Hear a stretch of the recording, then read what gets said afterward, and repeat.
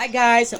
Ito ay aming reaction sa panunood ng Top 20 Miss Universe Philippines Swimsuit Competition. Let's go!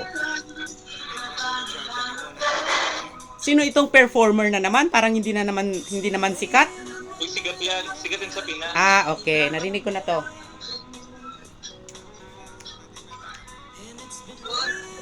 It's been raining in Manila.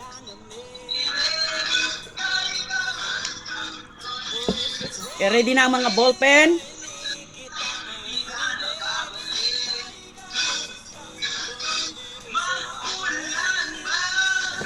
Ayun na.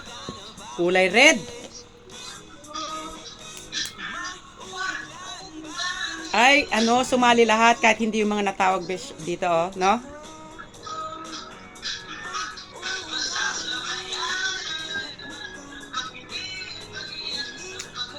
Ayan na, ayan na.